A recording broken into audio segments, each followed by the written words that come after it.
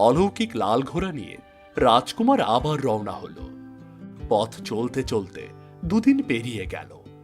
এরপরই এলো এক বিপদ। রাজকুমারের কাছে থাকা পানি ফুরিয়ে গিয়েছে।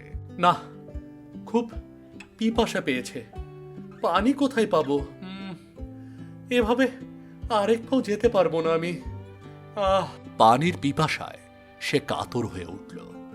হঠাৎ রাজকুমারের মনে পড়ল তার কাছে আছে 3টি বর। আরে, আমার কাছে তো সাধুর দেওয়া 3টি বর আছে। আমি চাইলেই তো পানি পান করতে পারি, কিন্তু না, কোনো কিন্তু নয়। আগে নিজের পিপাসা মিটাতে হবে। রাজকুমার পানির জন্য প্রথম বর ব্যবহার করল। একটি স্বচ্ছ ঘোড়া আকাশের গর্ভ থেকে বেরিয়ে এসে তাকে পানি পান করল। এরপর আরো কিছু দূর পথ পার হতেই পরবর্তীতে বাধা এলো ঘোড়ার ক্ষুধা। এখানেও রাজকুমারকে দ্বিতীয় বর ব্যবহার করতে হলো। আকাশ থেকে জাদুর মতো করে এক থালা সোনালি ঘাস নেমে এলো। ঘোড়া আনন্দে খেল। বাকি রইল তার আরেকটি বর। এখন এই ঘোড়া শুধু আমার বাহন নয়, এখন এই ঘোড়া আমার সঙ্গী।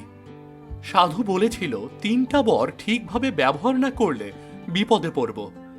এখন আমাকে ভেবেচিন্তে চলতে হবে।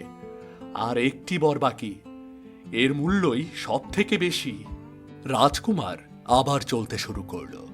রক্তিম সূর্য ডুবে যেতে যেতে রাজকুমার এসে দাঁড়ালো এক দোটানার মোড়ে। দুপাশে 2 রাস্তা, যার একটা সঠিক আর একটা ভুল। সামনে কোনো নির্দেশ নেই, কিন্তু